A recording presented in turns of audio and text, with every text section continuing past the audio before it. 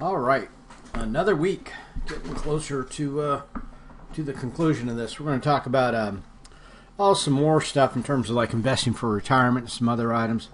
Obviously, we all know there was an election happen, huge implications for the market. It basically exploded.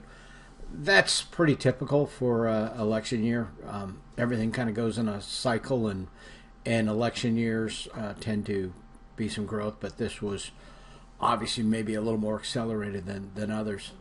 Also looking at the stock market too, there is one thing: when the stock market gets this high, they look at the indices to determine, the overall health of the market. But the problem with this market is a lot of it, at least in the stocks, is tied to a very few companies. So these articles were pulled back from 2023, but they're still current. Nothing has changed in terms of the Magnificent Seven. In fact, NVIDIA is now even more significant. So NVIDIA is kind of at the top now. So it just means that, yeah, some companies are just kind of getting by, but there's a few that are just tearing it up, and they really are maybe distorting the market. If you're primarily invested in those, you're extremely happy. If you're in the broader market and your stuff is just sort of piddling along, you might not be as excited. But again, the tech sector, for the most part, almost all would be tech, are definitely doing very well. Bitcoin is just exploding right now. A couple movies, though, to kind of give you a broader and kind of a more entertaining view of stocks and stuff. Big Short, super well done. It's pretty pessimistic, but it's true. I mean, the things that happened in there and the way the markets were manipulated is still out there. Dumb Money, that deals, again, with equities, GameStop and AMC Theaters. I actually was involved in that a little bit. The movie kind of gives a false impression, making it look like, it's this David and Goliath type thing. To tell you the truth, that people who made real money on that were actually the institutions, once again, just a different set of them. And but it did sort of damage people's faith in some brokers. In fact, that's why I'm maybe a little. Ameritrade doesn't really exist anymore. They were a trading firm that got subsumed by Schwab, but I had an account with them, and they suspended my trading on, not me personally, but everybody's trading regarding AMC and GameStop, which was kind of a foul because it allowed the big boys to kind of close out their positions, and the retail investors, they got screwed in that process. Plus, it talks a little about front running to a certain extent. That's trading on information from some of the free services. Talks about shorting and how you can get in a short squeeze and things like that. And the last one's Wolf of Wall Street. It's focused again on penny stocks, but what's true of penny stocks is even more true in crypto type things. What happens in there in Wolf of Wall Street, they traded on penny stocks, or stocks that are of not whatever, they don't fit within the SEC, Securities Exchange guidelines, in terms of the amount of money involved. And so they're not as well regulated. They don't have the same oversight. The penalties for manipulating stocks are not the same. So that was kind of their niche with the Leonardo DiCaprio and I guess it was Jordan Belfry. That's what they actually did. Belfry was the guy in real life. And they manipulated, and it just shows you how when you get some tip about some information that a stock's doing well, and you see it verified, you see the stock price just zooming up, and then all of a sudden there's a rug pull, where basically the people at the top take all their money and sell everything, which creates a huge oversupply, obviously, of that stock because all these stocks are coming out of the market to be sold, and so the price plummets. But they don't care. They got out early while the stock was still high, and you're all left holding the bag. We're still in crypto summer, just starting to hit the banana zone. It was really kicked off by the election, but you're seeing stuff go up, 25% over the weekend. It's just crazy. To try and get into that, I think it goes in a 4-year cycle. And so this one, I was looking for a more current chart that showed, but actually the chart is pretty much replicating it. So nobody's bothered to make a precise chart for this cycle, but it tends to go in a 4-year cycle that marries up to some supply things, but primarily the Bitcoin halving. And Bitcoin, if you're interested, you could study up on it. But the way Bitcoin works is there's miners. Miners do these. They have computers, rigs that do these complex calculations, and they earn Bitcoin. Well, anyway, the amount of that Bitcoin, that their reward goes down by 50% every time there's a halving. That's what they mean by halving. Halving cycle is the rewards are halved. And so it creates a supply and demand situation, and then also ties into the bigger macro situation, and also the election year. So a lot of factors that have Bitcoin doing well. There'd be a green block out here, right? And now it's going to start doing this banana phase that it's done,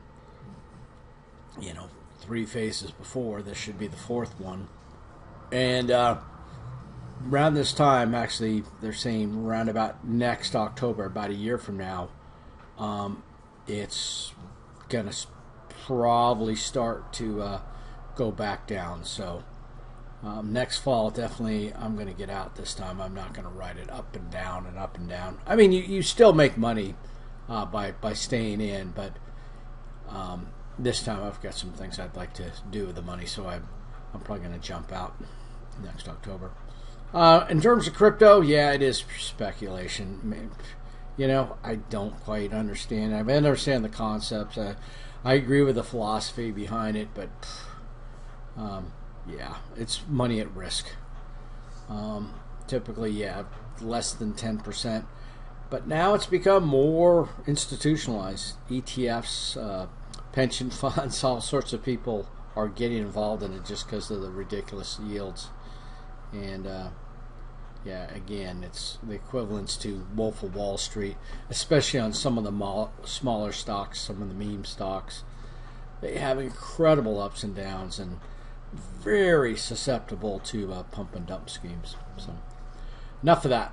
Okay, retirement planning. So we've actually been talking about retirement planning, from day one, because when you invest in your retirement, you can use that money throughout the course of your life, and then hopefully retirement planning also leads to estate planning, which leads hopefully to perhaps having some wealth to pass on to your children, generational wealth, or whoever you want to pass that on to.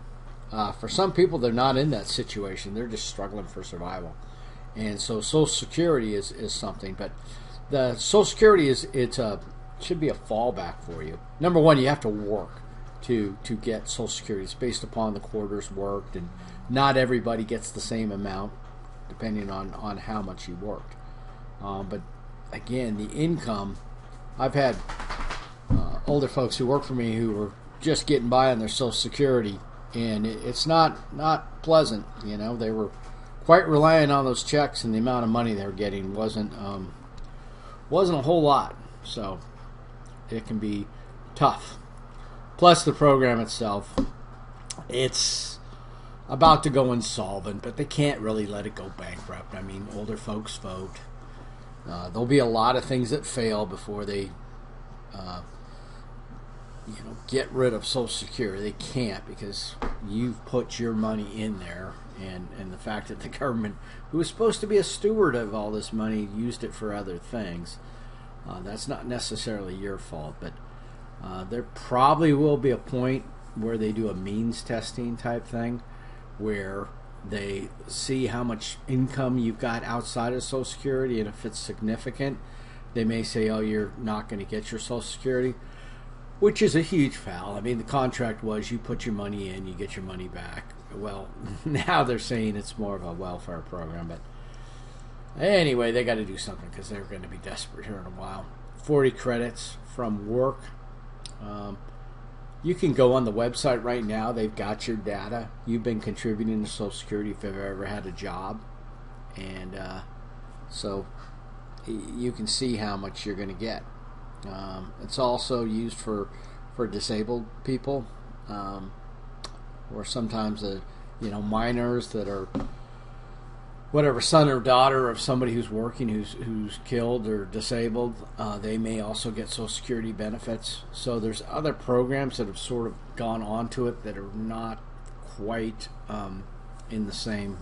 I'm not saying those expenses shouldn't be paid, but should they be taken from Social Security rather than a general fund? The Social Security is struggling to provide its basic services, and perhaps doing something else. Survivor benefits. So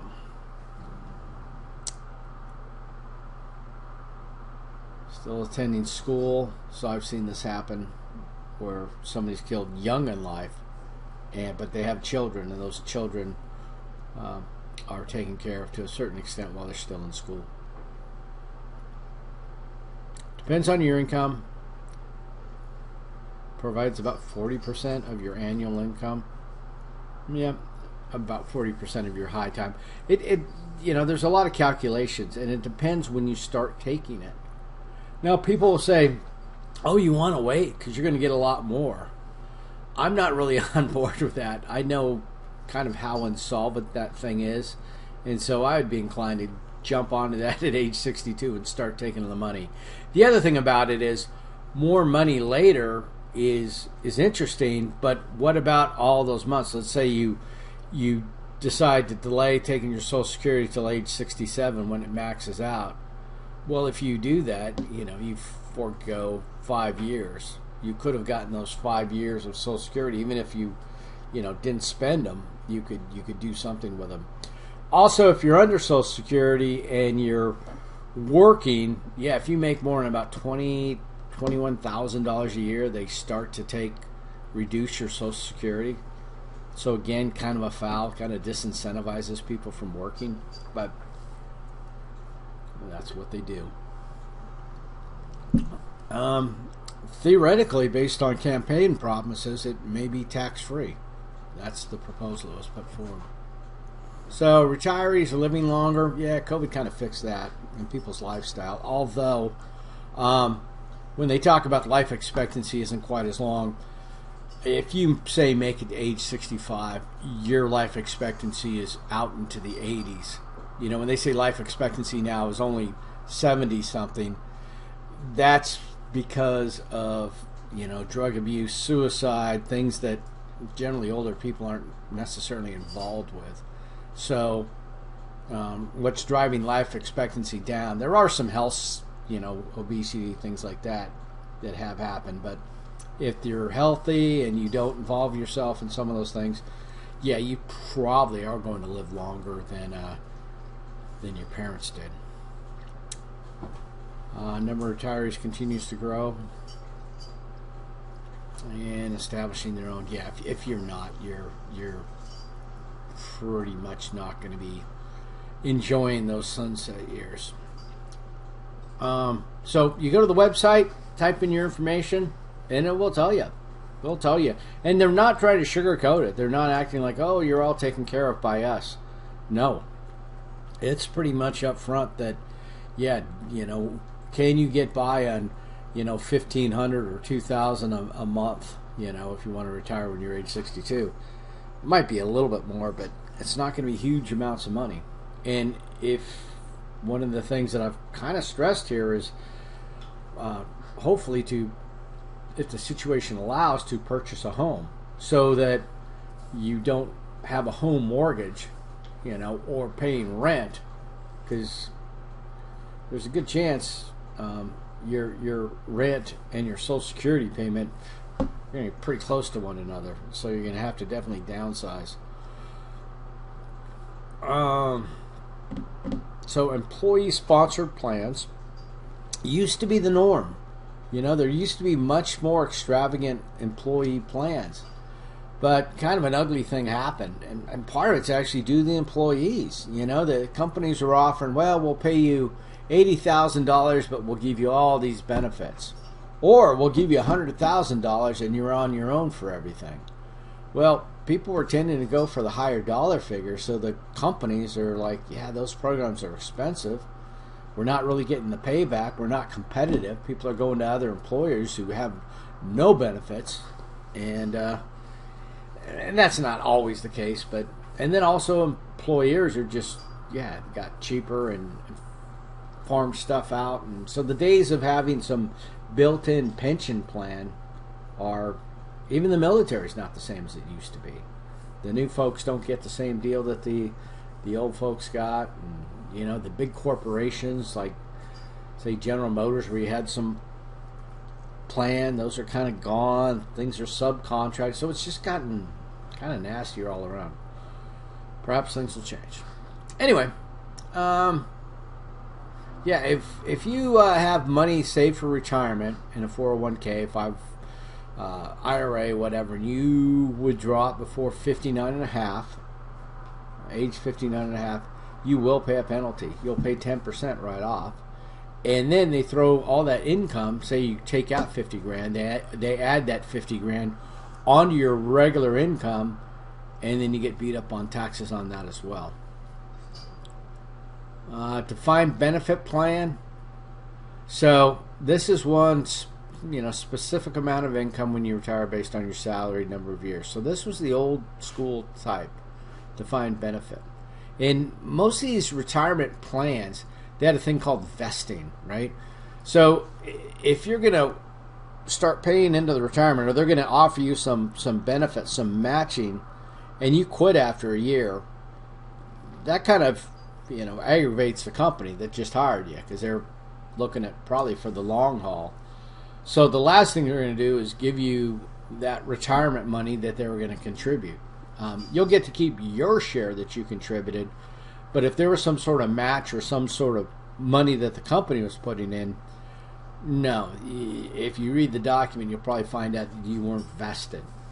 So the way it worked for at least one or two of the corporations I worked for was you were vested 50% after 3 years and fully vested after 5 years.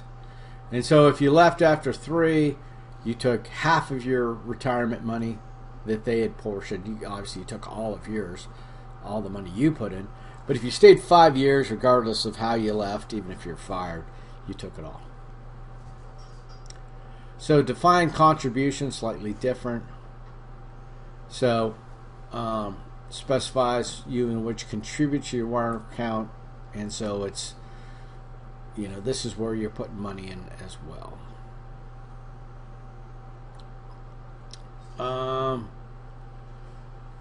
Decision to contribute. So if there's a match, you pretty much got to make it. If the way most of these match systems work is, let's say for round numbers, you're making 100,000, and if you say contribute 4% to your retirement plan, they'll contribute 6%. If you contribute none to your retirement plan, they contribute nothing. So it behooves you to come up with that, in this case, $4,000, because they're going to come up with $6,000.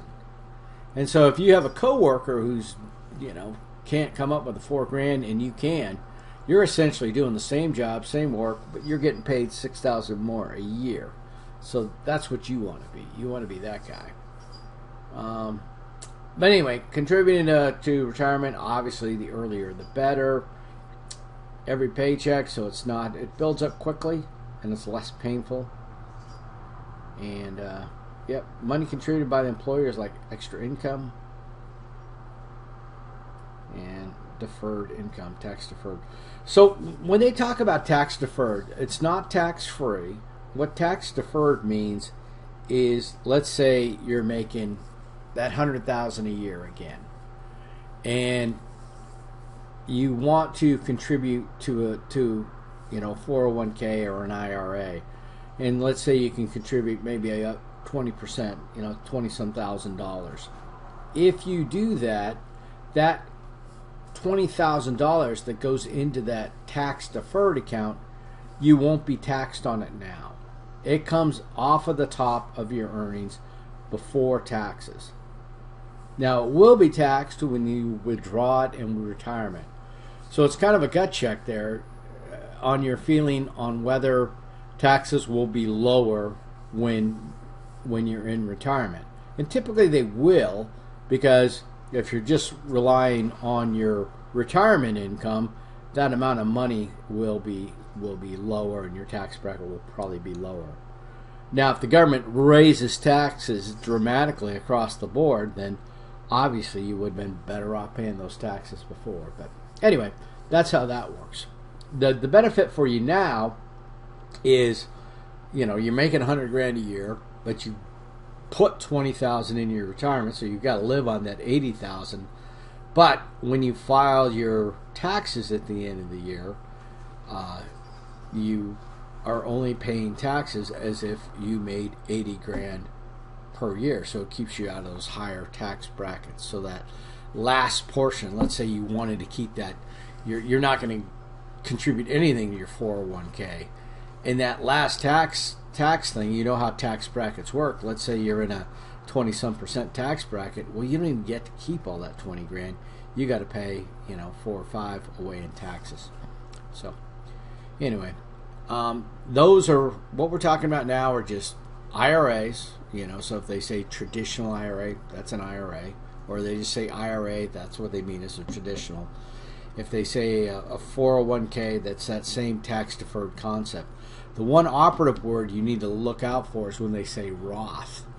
Roth is a special type of IRA. It'll be a Roth IRA, but it's named after some politician from way back when. But anyway, the concept with that is you're using after-tax money, which ends up being a great thing, because let's say you've paid the taxes on it. So you're making $100,000 a year, but after taxes you only have like $80,000 left. But let's say you can't do the full $20,000 on a Roth, but let's say you come up with $5,000 that you contribute to a Roth. Well, since it's after-tax money, since it's money that's already had taxes paid on it, you can put it in that investment, and because it was a Roth IRA and it has the same stipulation, you got to keep it in there till 59.5. But if you pull it out, after you're of age, none of those earnings are going to be taxed. So I did that with a piece of property. I bought some goofy. It was a kitchen. They did some sort of kitchen automation stuff, and the stock just went nuts. I spent $5,000 on the stock, and it just exploded, and it went up to like $48,000 in a quick time. And I'm like, this is dangerous. This company's doing great. Maybe they'll be the next big thing, but I'm not confident that it's going to stay at this level. So I pulled it out, and this was even more complex. I bought some property up by Chickaloon, and I bought like 65 acres up there for about that amount of money. And when I sell that property, because it was a Roth IRA, I won't be taxed on it with the capital gains, because it was Roth money, and it was Roth money that was self-directed.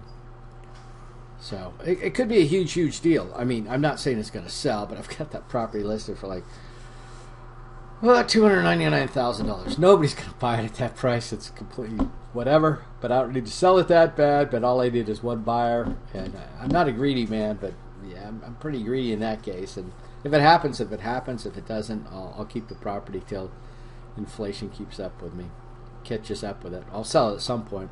But anyway, it's going to be the capital gain going from 5,000 to a few $100,000 is going to be, it'd be significant, and I don't have to pay it because it was a Roth. So, okay, investing your funds in retirement. Employers sometimes can usually choose from a different number of funds. So what will happen here is the employer, since they're contributing and since they've got some sort of sweetheart deal, and I don't think this is fair, but this is the world. This is the way it works. That employer can say, yeah, these are the funds we'll allow you to invest in. And or these are the mutual fund people that we deal with. These are the brokerages. So that's what I was talking about earlier when you're talking about choosing brokerages. Yeah, the good news is most of them are pretty good.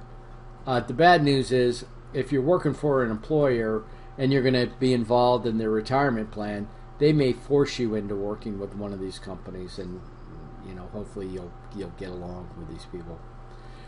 Sometimes there's some limits. For me, they had me in these very conservative funds, and I'm not a conservative investor by any stretch. And so they did come up with a program, though, where they said you could get half of your money in that account and put it in a self-directed account, which meant you could invest it in stocks directly. And so I did that, and I took 50%, and I did it in the stock market. And again, it's all in the timing, but that under the stocks I was picking, they most of them hit it pretty well. And every year they'd come to me and they'd say, well, no, you can only have 50%.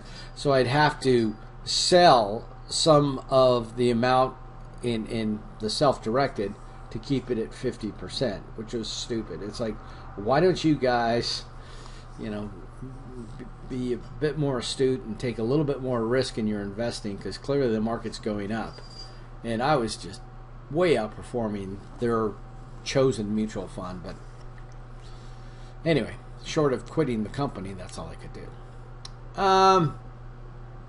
This is how it's supposed to work in life. I haven't quite done this. But anyway, when you're younger, you can tolerate more risk. When you're older, you're not supposed to be in any risk. It's all supposed to be low-risk investments. Medium risk. First off, this assumes that you've got this perfect transparency that, it's General Motors, it'll never go bankrupt. Yeah. Or whatever your assumptions are. Sometimes those don't work out. But when we talk about some of those targeted mutual fund plans, they'll have a target date for retirement. This is what they're embracing, is they're saying, younger in your working life, we're going to have you in higher risk investments, medium investments when you get older, and then very low risk when you're in retirement starting to pull it out.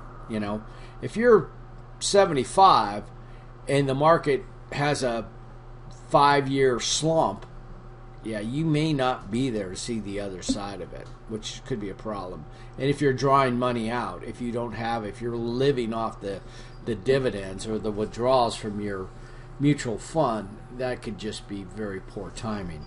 If you're younger in life, the nature of volatility in the stock market, a down cycle might go on for a couple of years, but not 20. So anyway, that's why they're making the assumptions the way they do. So these numbers, it's about 22 now. You can do this double up to catch up stuff, put a little bit more money in. So 26 by some employers. So that's something to look for. When you're talking to an employer, when you're looking for a job, figure out what their retirement plan is. I worked for one company that they just gave you 10%. There was no match. There was nothing. Whatever your salary was, they deposited 10% in your account each year in your retirement. And then they came back to us and they said, that's not a good deal for you. We're going to give you 6% and it's only in a match. And somehow we were supposed to go, that's much better. No, it's 4% less. And anyway, but it was very generous at first, and it was one of the reasons I went with the company. And then when they did that and some other things, after a while, employees started getting dissatisfied and moving on. So 59.5, yep. You can only put so much money into, total, even with the employer, because a lot of times there'll be hidden compensation methods that employers will use.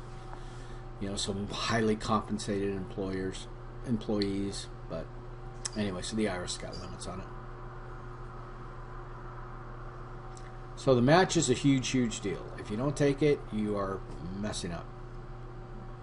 If you take it out, yeah, there's going to be a penalty. Now, if there is a situation, medical emergency, even like things like first-time home buyer, there's some other things that the IRS has got exceptions for.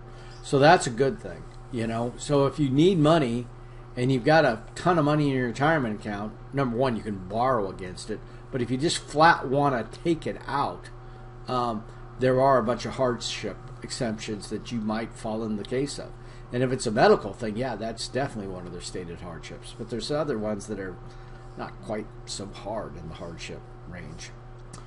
Here's the Roth. So they're talking about a 401k. But anyway, a Roth IRA as well. Same thing. This is this one. Contributions taxed when contributed, so taken out beforehand, but not with when drawn, which is huge. 403b. So everybody in 401ks are typically for, well, I guess the military had a version of it. They call it a thrift savings plan. 401ks are normally for corporations. 403bs, educational type facilities, which would be, nonprofit type things. So hospitals would probably have a 403b rather than 401k. It doesn't matter. I mean, it's just a different chapter in the IRS regulations. The important part is the tax-deferred nature. Self-employed people, they have their own sort of tax-deferred plan. So regardless what you're doing, there's typically a mechanism to do this tax-deferred savings. Because again, it's judged a societal good to have people save for retirement, so they kind of help you out.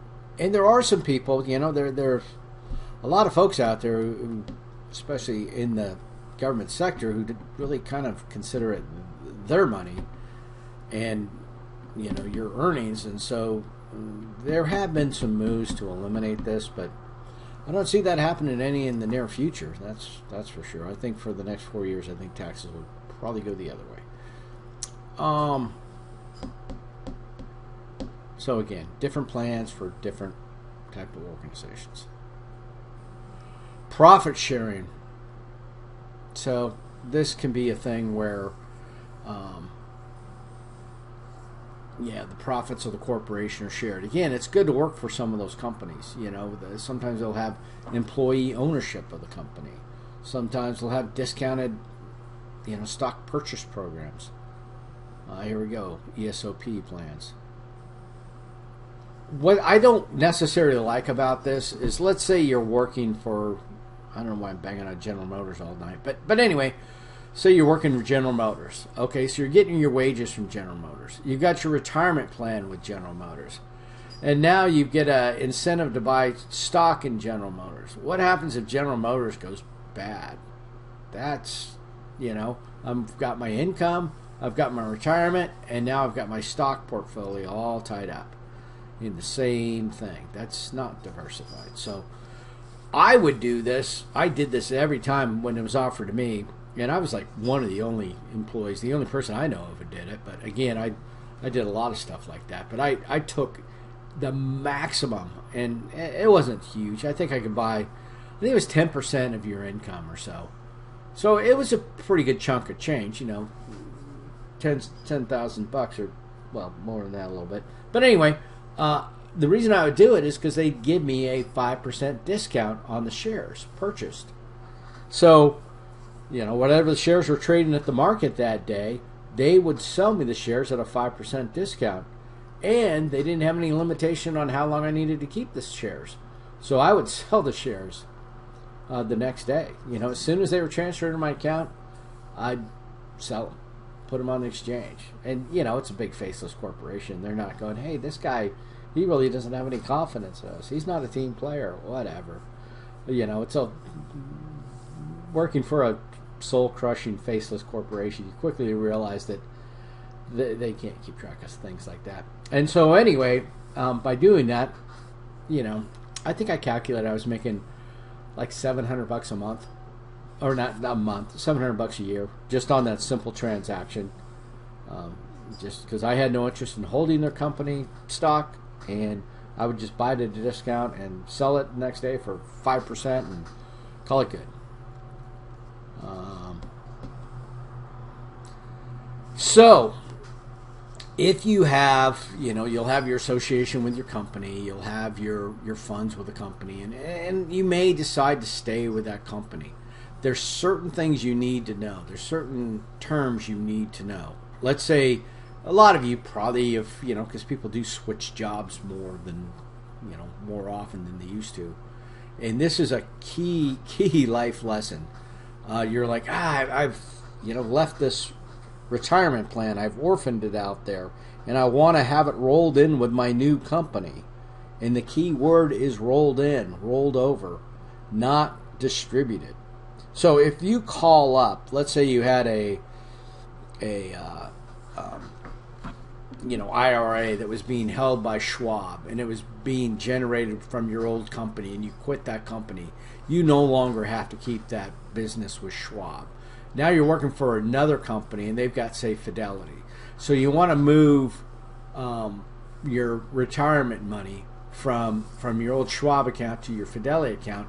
And so you call them up and you say, I want to roll it over to my new, I've got a new employer, and here's the account number. And what they do is they send you a check, or even better, they just send it directly to Fidelity. But anyway, if there is a check printed, it'll say your name for the benefit of, or maybe for the benefit of, and then your name, and it'll have that brokerage company. If they write you a check, like a personal check that you could walk into the bank and cash, you're screwed. You took a distribution, which means you're liable for that 10% penalty and the taxes and all, because you took a distribution. You did not roll the money over. So most of your stock people or brokerage people, HR people, they know, and but if you just do some sort of rage quit and you say, no, and I want all my retirement money, and they're like, yeah, get mad with me, I'll screw you here, and they'll give you a distribution, and you think you got some money, and then realize you just incurred some penalties. So Keogh plan, same sort of thing. Retirement plan, pre-tax income, same concept. I mean, you can really, really stretch the limits. And I don't know too many people. I may be the only person in the state of Alaska who's done this. I've never heard anybody else do it up here. But there are companies that exist in the lower 48 that will hold real estate in an IRA, in a 401k. And people say, oh, no, you can't do that. Yes, you can. But you have to find the company that will do it for you. So when I met that Chickaloon property, and even this property, it was big, and whatever, the back 40 acres or so, I wanted to pay cash for the property, not meaning I didn't want to finance it, so I used a portion of my retirement money, and it was, I had to subdivide the property and do all that, and this IRA Services had, and if you looked at the title back then, it said, for the benefit of IRA Services. It had my name on there, but according to the IRS rules, I wasn't supposed to derive any benefit from that property while it was in that status. Fair enough. So I could build a house on it or something, but me, the dogs, the horses, everybody were on it, but the IRS to come out here, and it'd be kind of a stretch. Anyway, nothing was said, and then I converted it back to personal use. Anyway, SEP. So again, just different plans. The big picture is that regardless of your employment status, whether you're working for a big company, military, self-employed, there is some sort of plan where you can invest tax-deferred money.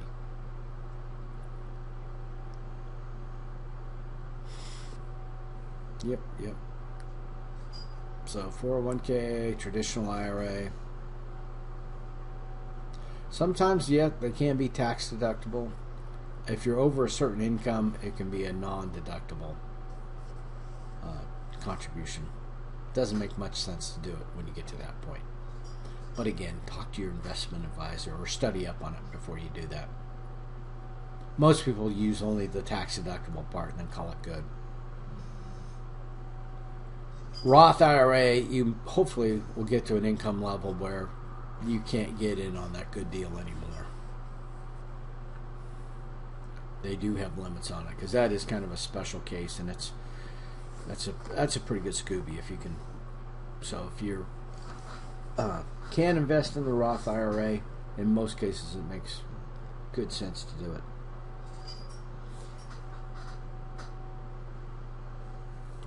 So Roth and traditional, yep.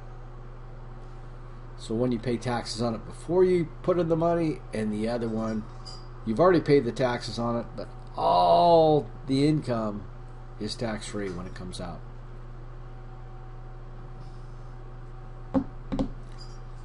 Marginal tax rates and when you withdraw your money. So, yep. You know, if you're somebody, and a lot of people, you know, sometimes if I've had friends who retire and you look at them and they just get old. You know, and other people who keep working or keep busy, keep doing stuff.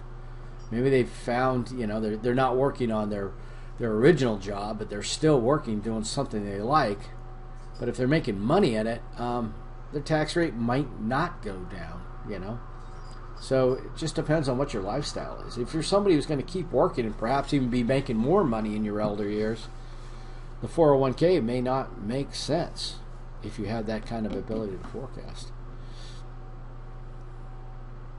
Annuities are kind of cool. They're mentioned here in the retirement section because a lot of people use them for retirement. Annuity can be used for a lot of things. Annuity, you know, the annuity part comes from annual, means, you know, annual payments over a specific time. So the way to think about this is it's like life insurance, but completely opposite. Life insurance, you have to die to collect. Annuities, you collect as long as you stay alive. So you give them a certain amount of money. Let's say you give them 10 grand and they give you $100 a month from now on for the rest of your life. If the rest of your life is 2 weeks from now, that's not a great deal. If the rest of your life is 20 years from now, you know, you're doing quite well. So the problem is there's a lot to it. There's a lot of things that go into a lot of variations. So they're sold by insurance companies. And insurance companies have got commissions up front.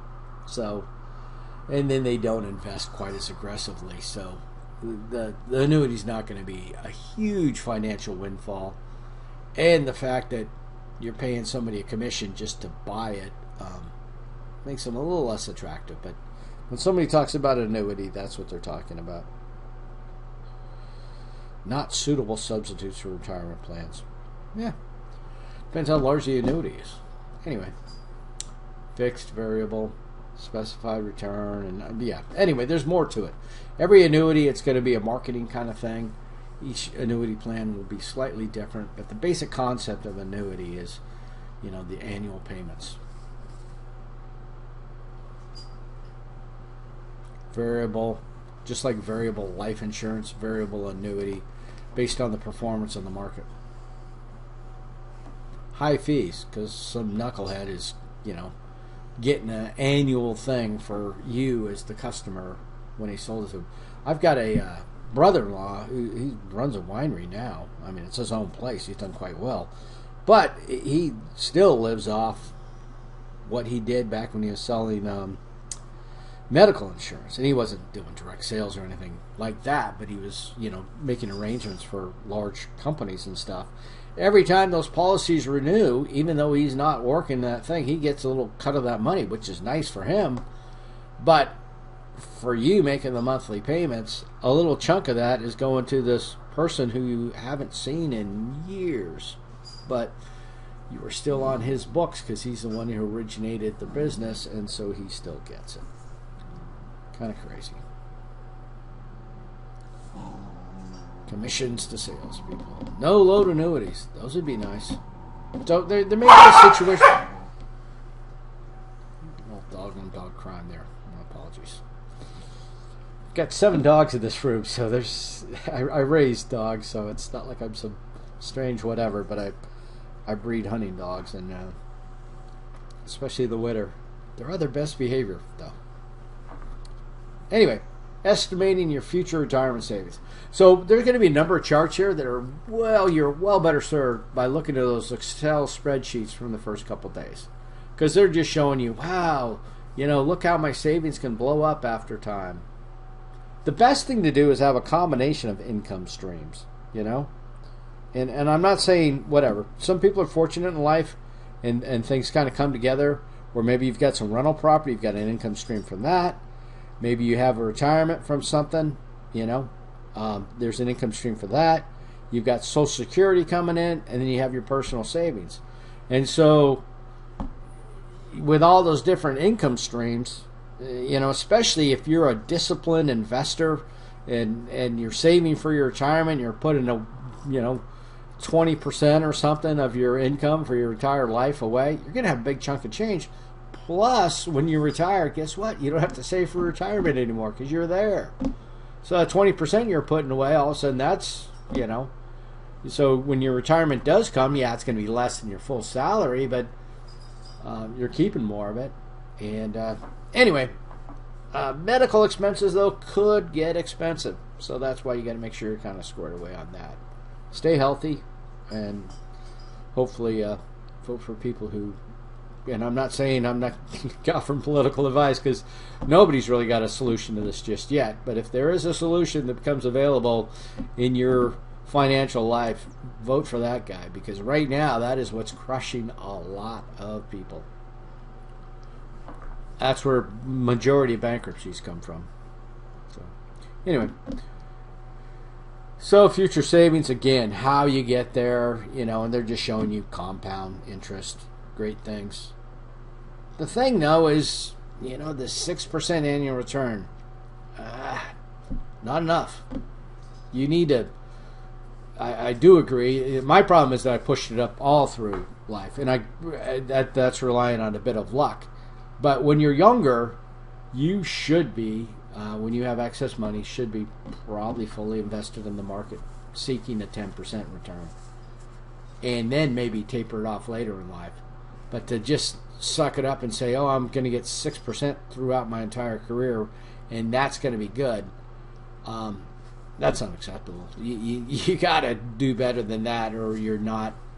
You're treading water and taking on a lot of water at the same time, because inflation and everything else with the cycles. Inflation's typically 3%, so 6%. Oh, by the way, this is tax, so now that's down a little bit, and you're treading water.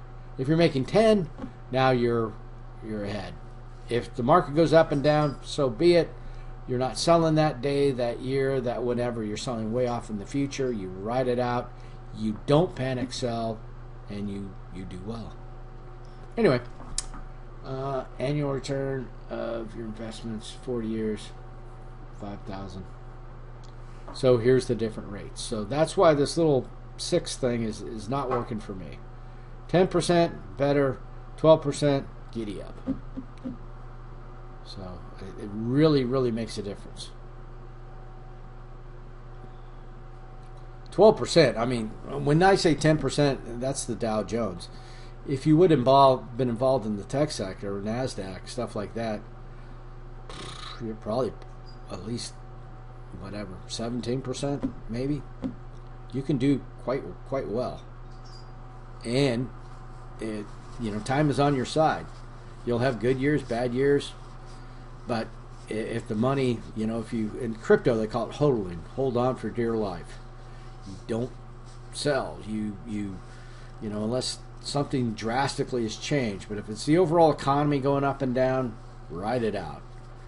If it's that something within that specific company, you may want to, stop the bleeding, but it can be difficult. There's also a concept called market timing, which means you get in and out. Exactly what I'm telling you not to do is exactly what I do in crypto, but crypto's a unique animal because it's so secular with its 4-year cycles. but people will try and time the market. They'll try and get out on top, and then guess where the market bottom. Pardon me, and it's exceedingly difficult to do, and statistically, most people fail at it. Tax benefits from retirement account. So, all your money at 1 year, tax rate of 25%. You'd pay a huge amount. You may not want to do that. Okay, estate planning. So you won. You did well. You've gone well. Hopefully, you're not doing estate planning, and this starting when you're 40. But let's say you lived a long, full life, and you actually had some excess money, and now you're gone. Now you have an estate that lives on after you. Your money goes into a trust, right? So assets of a deceased person after all the assets are paid, or all the debts are paid. Yep. Now you do the planning beforehand when you still have, some say-so in the whole thing. If you die without a will, that's incredibly bad. You have screwed up. Your children are your beneficiaries who would be getting that money, even if it's going to charity. They're all going to take a hit. What happens if you die without a will? And I mean a proper will. A will, by definition, has to involve a lawyer at some segment. You can have a paralegal draw it up, but it needs to be a state-recognized will. So it has to be current within that state. And I don't mean current. They don't expire. But it has to be. If you move from state to state, you need a new will. But anyway, if you die without a legal will, you die in what they call intestate. And your whole estate goes to probate court. And then it gets distributed by law, which may actually be how you wanted it distributed by law, meaning that it goes to, your spouse or your children. You go, oh, why not just do that? Well, the fact that it ended up in probate court, those people are not going to be working fast. And you didn't have a will. You didn't care about your estate planning, so why should they?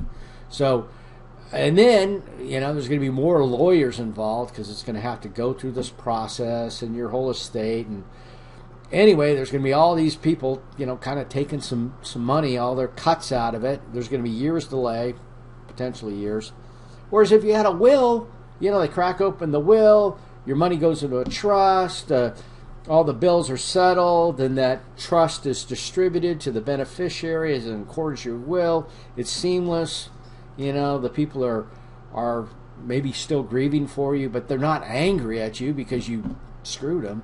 They're not. In my case, I got stuff all over the yard, all sorts of vehicles and other stuff that I really need to clean up in case something bad were to happen. But you want to kind of leave with a positive impression rather than leave people with a huge problem. I mean, they're not even have the money to bury you because you didn't take care of anything. It can get quite ugly, or it can be completely seamless. The reasons for having a will: distribute it as you desire. Now, don't do stupid things like I want my fishing pole to go to this person or that. No, you make it quite general so that you don't have to change it. If you get married, I guess you'd have to change it again if you happen to be single before. I don't know. I mean, the less specific you can make it, the better off. You don't name children specifically unless you really need to go there. You don't identify, property by their addresses unless you specifically. You can buy and sell stuff, and it's my assets will go to my children by this division or whatever. And if you leave it like that, your will stay valid. If you put all these specifics in it, now you're going to have to go get another will every time you sell something or do something. If you can avoid that, you will benefit yourself greatly. Beneficiaries, those are people who are going to get the money, the estate, the whatever. Intestate, that means you died without a will. Court administrates administrator who's obviously, you're just throwing your whole estate in the equivalent, and not the Alaska DMV is not bad, but when I say you're throwing it to the DMV, I mean DMV possibly in other states, or maybe you've had bad experiences with Alaska DMV, but you're throwing yourself to the mercy of people who are not incentivized to act quickly, or maybe they're incentivized to make a little money off the deal, or whatever. You left them a mess, and so hey, it's fair whatever they do to you because you demonstrated you didn't really care. Creating a will, you got to be legal age. So, mentally competent, so you got to be 18 in Alaska, obviously. You can't do it under duress. Somebody can't be holding a gun to your head and having you sign it. Now they got to prove that, obviously. Signed and dated, witnessed. So they'll call these random peoples when you go to the... I've always done a legal office, lawyer's office, whatever, and they just get, hey, we need to sign this thing. They don't even look at you. They don't care. They don't know you. They just sign. It's just got to be done legally. Obviously, the witnesses aren't beneficiaries. Use of attorney recommended. It's pretty much what you would do in this case. If you don't have a will, it's not that hard. You maybe call an office or find an office that you're going to deal with. They'll probably send you a template. You fill out the little template and you deliver it to them, and then they call you a few days later and say, hey, your will's ready. And you walk in there, they hand you a copy, you read through it. This is just you and the paralegal, the person who gets paid whatever, $65 an hour, as opposed to a lawyer that's $250 an hour. Also, when it's ready to go, okay, we've got a good document here. They might call in the attorney. Okay, he looks at it, for hopefully 5 minutes, and you get this signatures. They give you a copy. Now, they don't keep a copy, so you need to figure out, what you're going to do with this copy. And also, the beneficiaries, let them know, in most cases, that they're in the will. So, yeah, be looking for this. And this is where I'm keeping it, and hopefully it's in a safe, burn-proof, maybe a gun safe or something. Maybe in a safe deposit box, but there's really not enough of those to go around. Now, they go into different types of wills. There's a will, right? There's only one. They start to get things confused. And no, you just need a will, a state-approved will. Because you'll hear people talk about a holographic will or a living estate or whatever. There's a legal definition to a will, and go with that. Now, these different shares and stuff, sure, you can split it up, kind of however you want. But again, keep it simple. Do percentage if you need to, or you even just put by law, whatever. The state will have something for people who are intestate, but you're not intestate because you've got a will. But you can just do it in accordance with that. Executor. Typically, you have an executor, somebody maybe from the family, and then you will hire some sort of lawyer who gets involved in kind of the grisly business of doing it to make sure everything's done properly, and they kind of get back in touch with the executor. But they just make sure, if there's any loans that are out there, if there's any bank accounts, they kind of pay all your bills, maybe sell some vehicles, close out.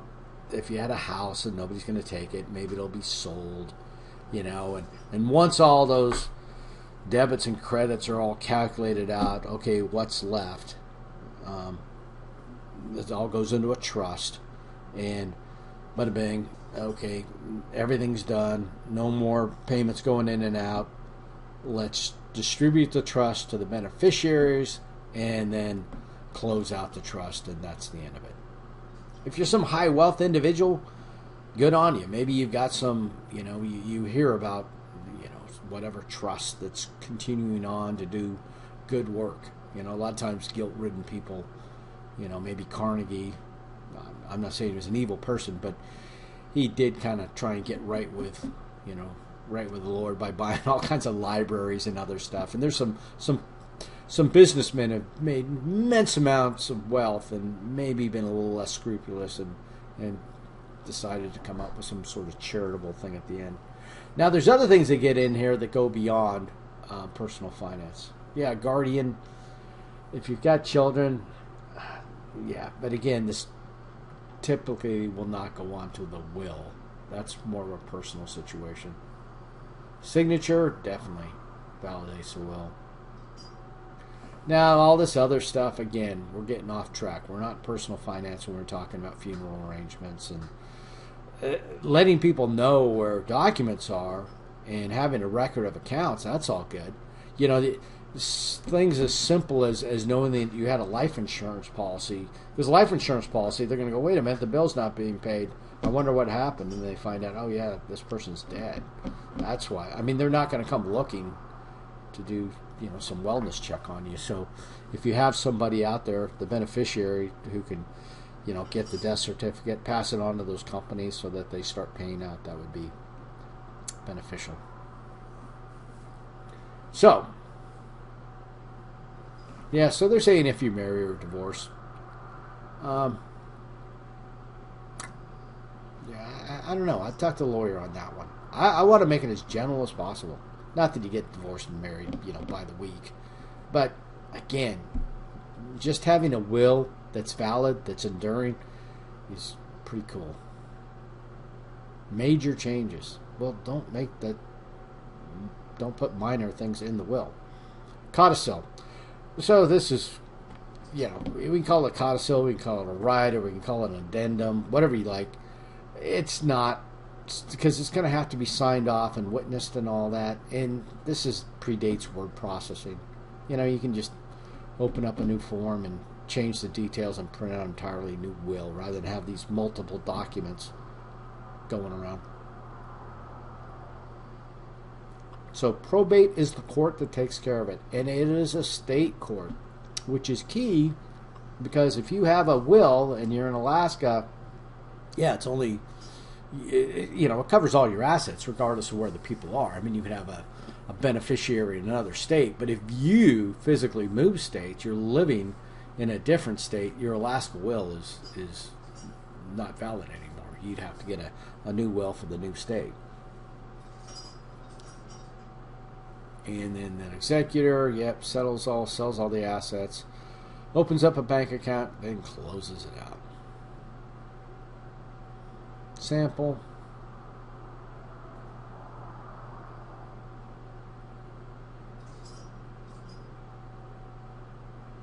Again,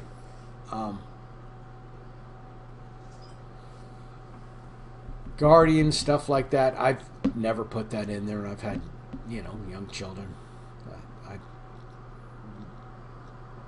But anyway, the signatures, the witnesses, that's all key.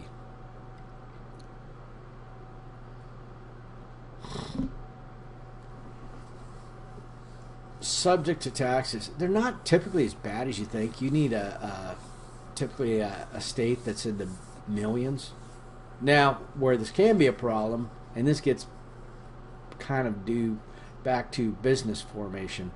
If you have, say, a big family farm and they want to stay in that farming business and it's a multi-million-dollar farm but it's not really generating much income, yeah, you can lose the farm when the bills are so high to pay the inheritance taxes.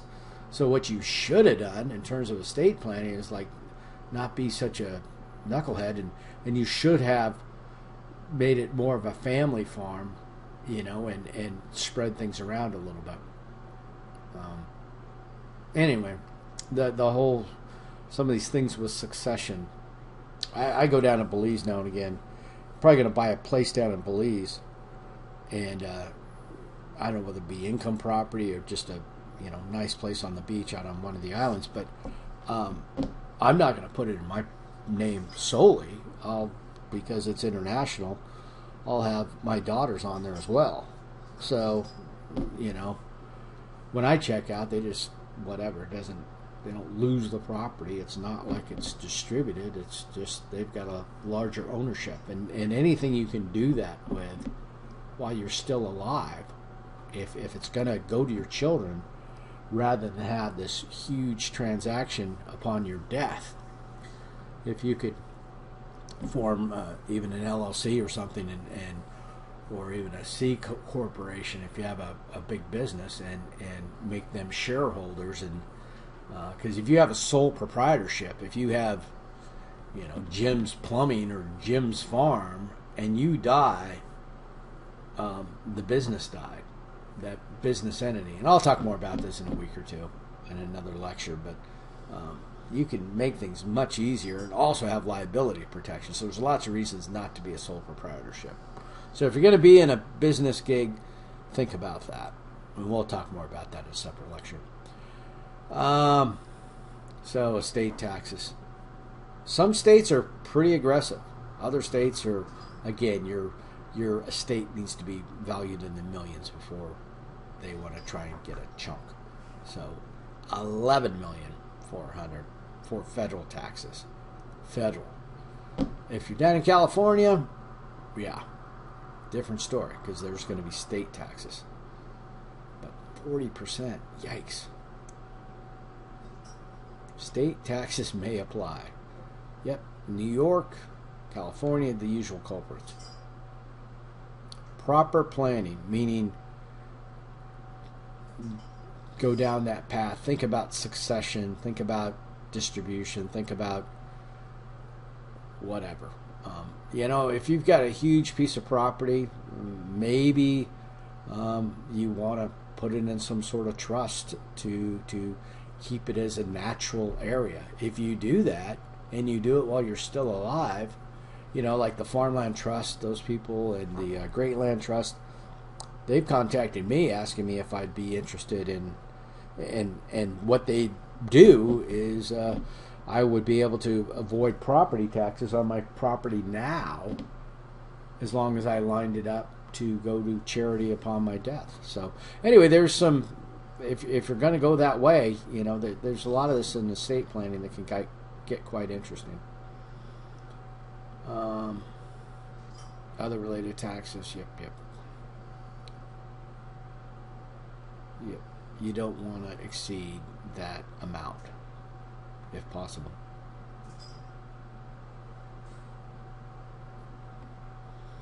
So the trust, everything could go into a trust perhaps, and that way the estate is not being transferred. So a lot of things that go well beyond personal finance, but are related. If you are fortuitous enough to be in that sort of high wealth situation, you might be able to find some ways that will work out good for everybody.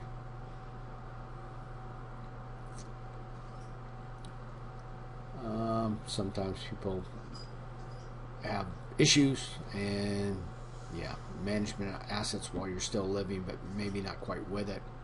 Revocable living trust. There can be different reasons. There can be mental health and mental issues with the person granting the trust, or it can be some variant of what I'm talking about, where you're going to give the land to charity, and that would be irrevocable, right? They're not going to say, I was going to put it all in charity, and so I want to escape paying property taxes for whenever, but I changed my mind, and I'm not paying those property taxes, and oh, by the way, I'm keeping the property, or I'm giving it to selling it, or that's not, there's no take backs. Irrevocable versus revocable.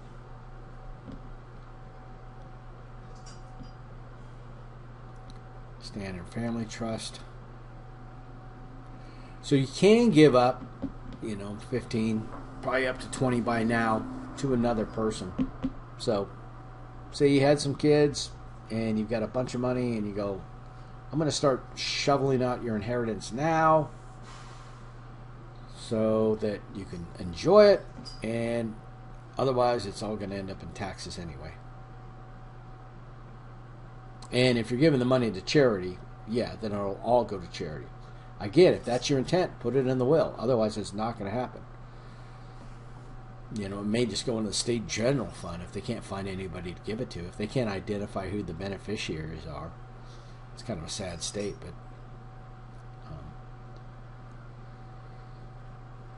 so this stuff, again, we're kind of getting outside of personal finance a little bit. This is critical, though, and this is bigger than estate planning. Power of attorney.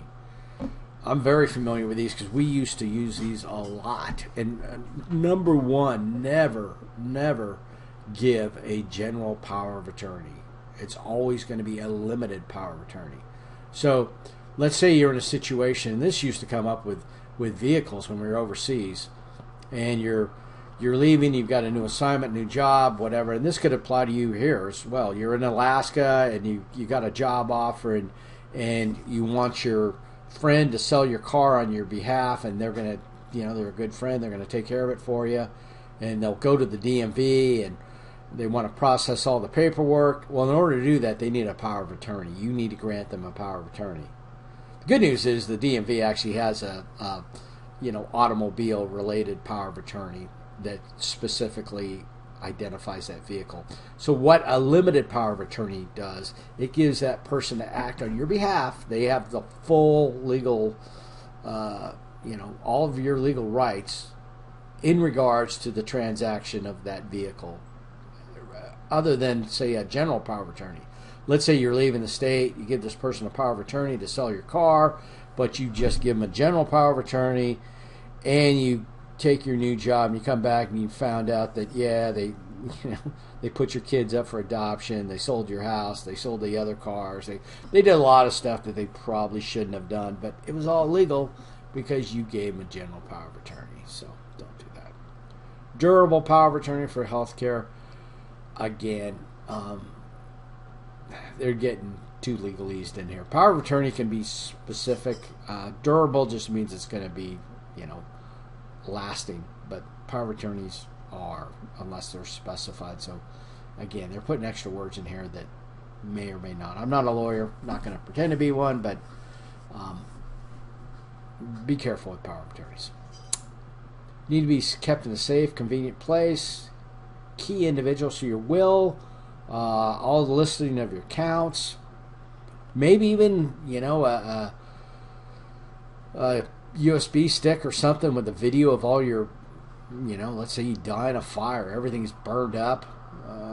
The insurance company's like, woohoo, we don't have to pay anybody anything because we don't even know what he had, and he can't file a claim because he's not here. Would be good for your kids to go, well, he had all the stuff that's in this video, and you'd have to list it out. It'd be a lot of work, but at least they would be compensated for that. So, plus if there's a fire or something like that, and you're, let's go with a better case scenario, you're not dead, and you're trying to fill out this insurance claim, having that video of all your belongings would be very helpful, especially if they want to challenge you when you're filing a claim. So, a lot of good reasons to have that. Keep them all together. Key documents, so estate planning, so your will and stuff, life insurance policies, perhaps, retirement, so all the account information, home ownership and mortgage. Yeah, they keep pretty good records on the other end as well. Ownership of other real estate, yeah, that's going to be, listed on the state sites. Personal loans, yeah, if you own to a neighbor, maybe, I guess so. But credit card debt information, they'll track you down. Ownership of business, yeah, it's all state records. Personal legal documents, okay. But the main thing is that will, list of what you got, and just a list of account numbers. With the death certificate, all that business with the passwords, they can work around that. It'll be a little more difficult, but they know that a lot of that stuff is going to disappear. But with the death certificate, the whoever we're talking here, the trustee can get access to all those records. Personal tax return, believe me, the IRS keeps those on you.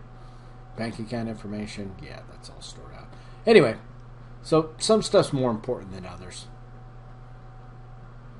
Alrighty, so yeah, kind of a grim topic, at least the estate planning, but I mean, it can go much, much better if you plan. And dying intestate is, again, it's going to aggravate a lot of people.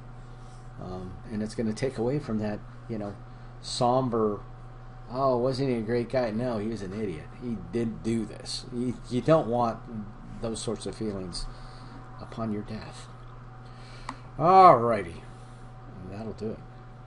So we're kind of tapering down on the homework, if you haven't noticed, because the term project, I have got a term project to review, and somebody's already sent me theirs. I'm going to get to it, and for other people, yeah, keep working on that term project. Get that thing kind of a draft and fill it in as you go.